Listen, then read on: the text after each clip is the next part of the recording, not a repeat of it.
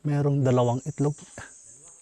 Yan, maraming mga tumbang puno dito guys. Ito napakamahal ito kung bibilin mo. Uy, napakagandang ibon guys. Kaya tayo dadaan dito. Gubat na rito ah. Yung mataas din itong pulse na ito. Merong mabaho ako na amoy. Ito mga anong ito? Nakita akong gumalaw. Tinkerbell. Wow, hindi natin alam kung ano yung pwedeng ma-encounter natin dito. Wala tayong madaanan. Yan magpapalipad tayo ng drone. Siguro naramdaman. Yun.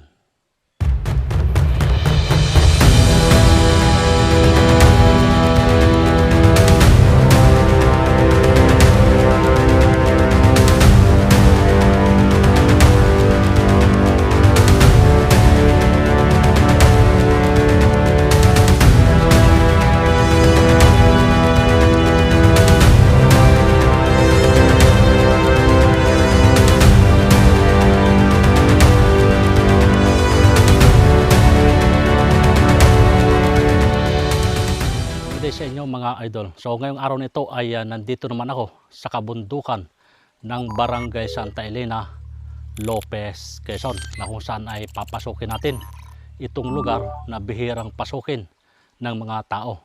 At siyempre kung ano-ano yung ating pwedeng makita rito, katulad ng mga pools at kung ano-ano pa. Okay, let's go. Daming bunga niya. Parang tibig. Wow. May niyog pa.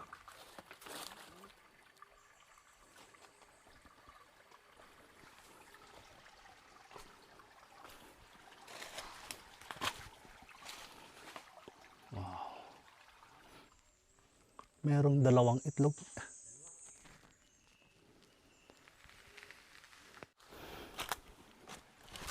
Oh, daming yung palasan. Kung tawagin sa iba ay yantok. Sobrang titinik niyan.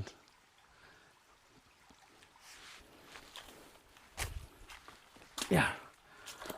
Ito tayo ngayon sa Sapa. Yeah.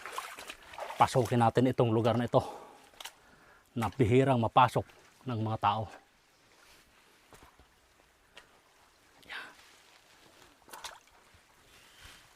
Wow.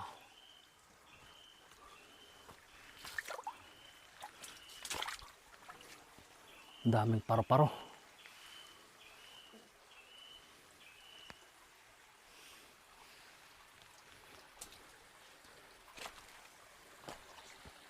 Grabe pala rito ah.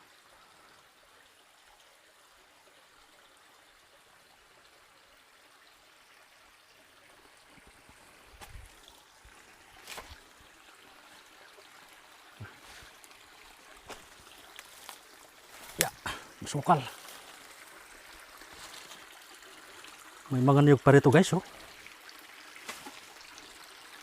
Sayang oh. Malaking buo pa naman.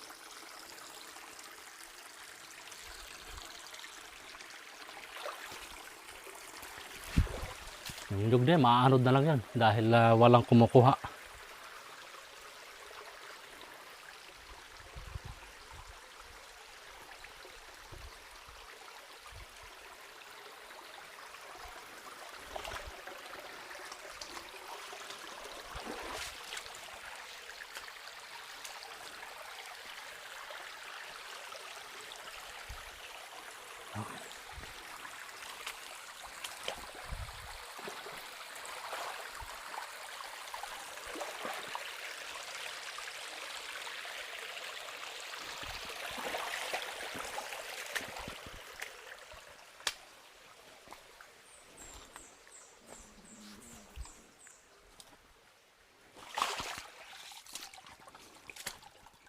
Yan, maraming mga tumbang puno dito guys.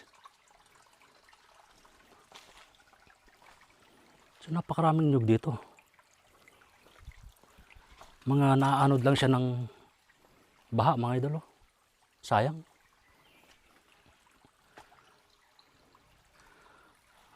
Ito napakamahal ito kung bibilin mo.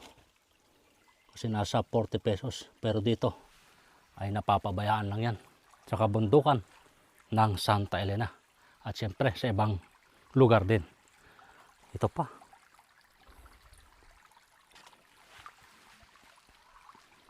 Wow.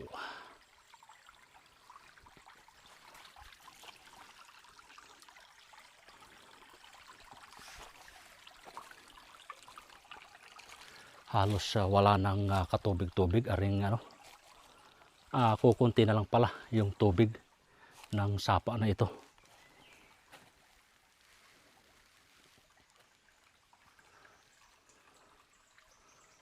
Napakalamig ng tubig. Para siyang may yelo.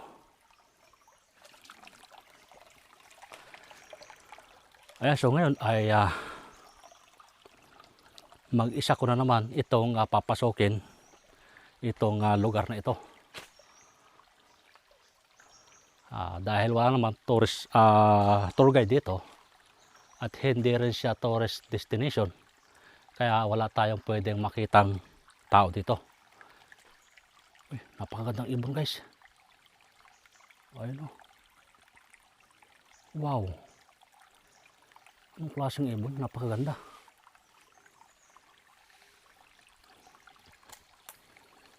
Doon siya. Ang laki.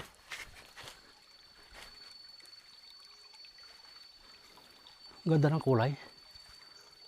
Hindi natin makita ng ayos. Sayang.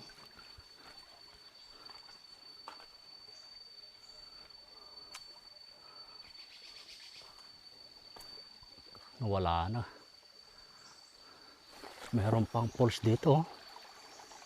Napakaganda ng lubid. Para siyang ahas.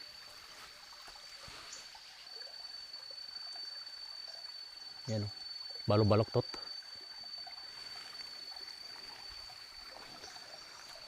Yun, parang masarap maligo dito ah.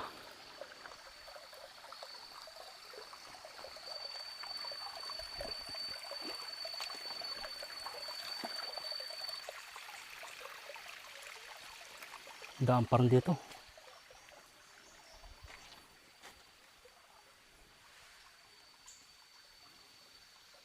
Yan oh, gubat na rito ah.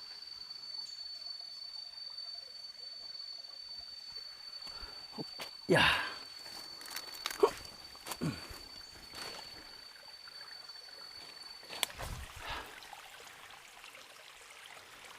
Andito tayo ngayon sa may pools. Malinaw yung tubig. Yan.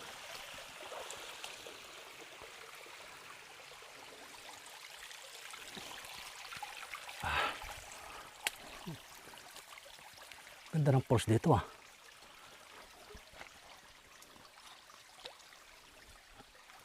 Yeah. Oh, wow. Yung mataas din itong pools na ito.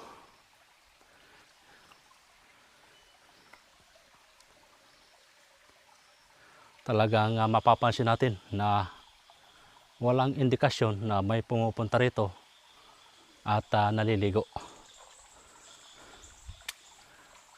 Napakaraming humuhin ng klase ng ibon. Yeah.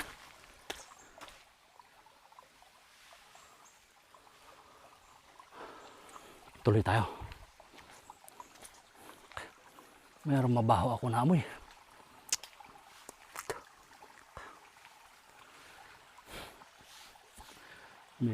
Mabaho yung amoy dito. Hindi ko alam kung mayroong patay na hayop or ano man. Yeah. Wow.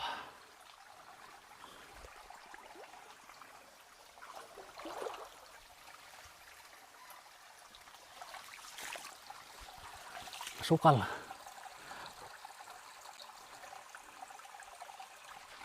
Masyado nang masukal yung ating dinadaanan.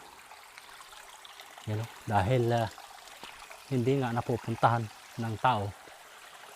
Kaya ganito yung ating mga dinadaanan. Hindi siya malinis.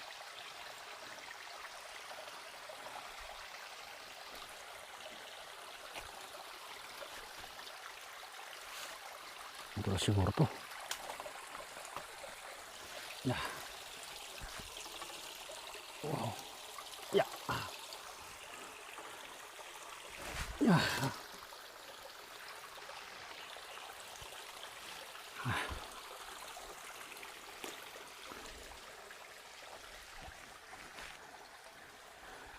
May mga nyug pa rin. Dito ay sari-sari na nanghuni ng ibon o ng hayop yung maririnig natin dito sa kagubatan.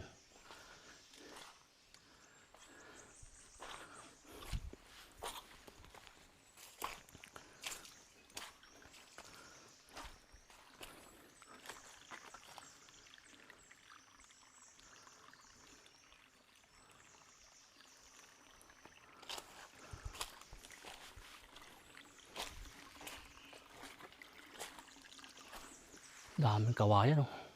Yan, oh. Pakalaking puno na natumba na.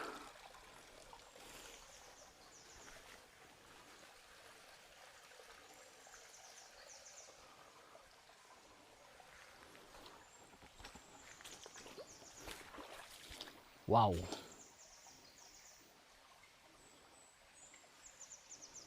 Kaya ito mga anong ito?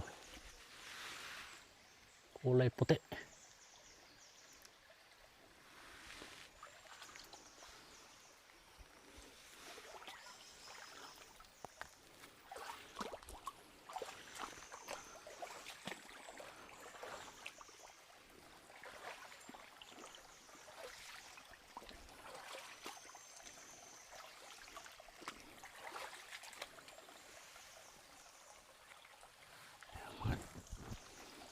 Ito yung lugar dito nga sa kabundukan ng Santa Elena dito sa Quezon.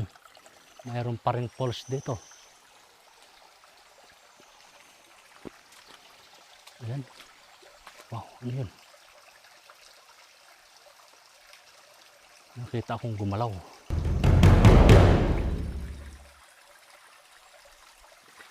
Uy, kaya yun?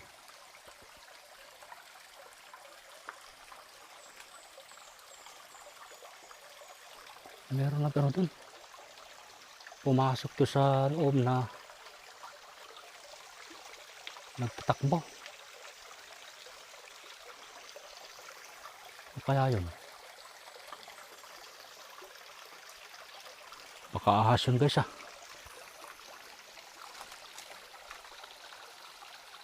Sungkitin natin guys yung pumasok doon sa loob. Gamit tayo ng kawayan. Ito.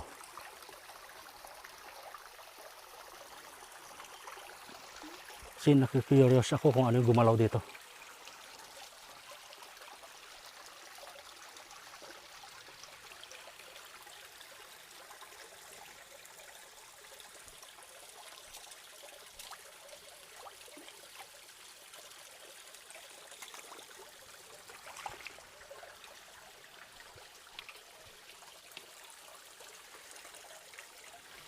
Yeah.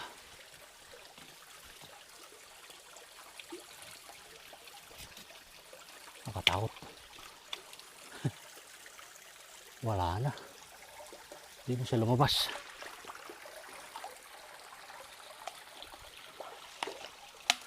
Ayan na lang. Ano yan? Parang Tinkerbell. Pasok tayo dito. Yeah. Yeah. Ano yan?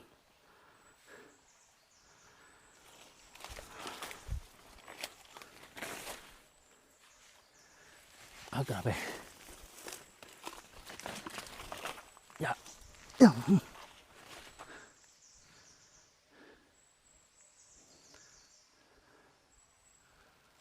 Wow.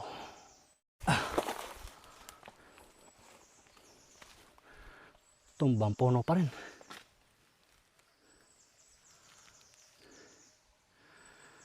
So tayo sa ilalim. Yeah.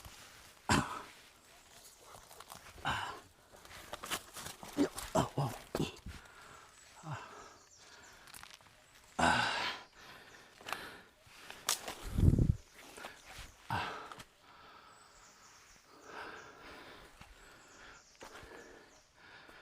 Yan.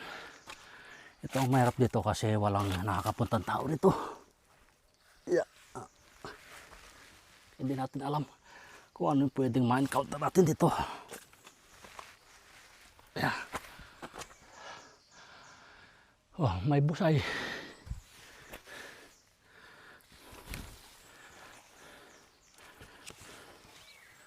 Ito, taas oh.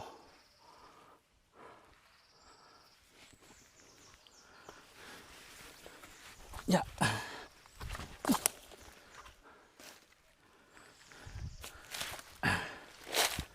Wow. Oh, grabe.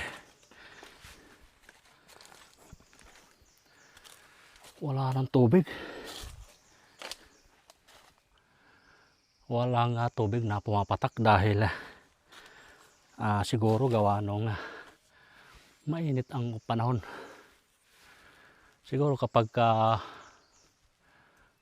tag-ulan ay malakas yung bagsak ng tubig dito.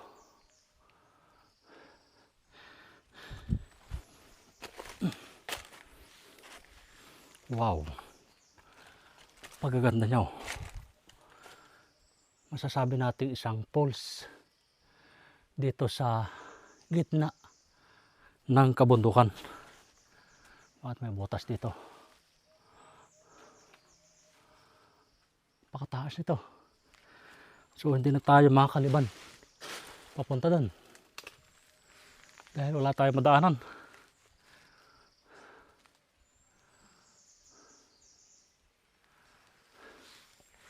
Mahirap umakyat dito. Baka mahulog pa tayo dito. So mapasama pa yung bagsak natin. Ay walang mag-rescue sa atin dito dahil wala tayong kasama at walang signal ng anumang klase ng gadget dito.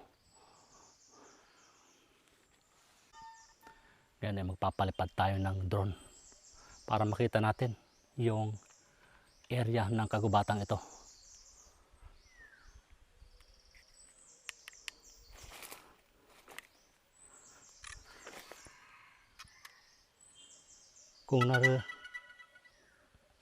Kung naririnig nyo yung tumitilaok ay isa siyang wild rooster o yung labuyo kung tawagin.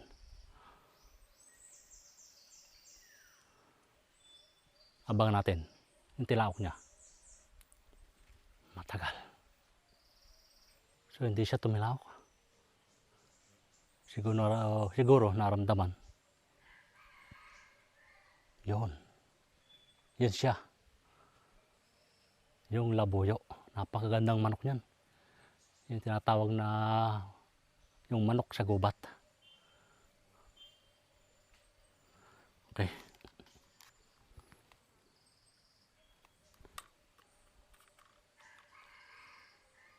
diba? Ang lapit niya, nandito lang.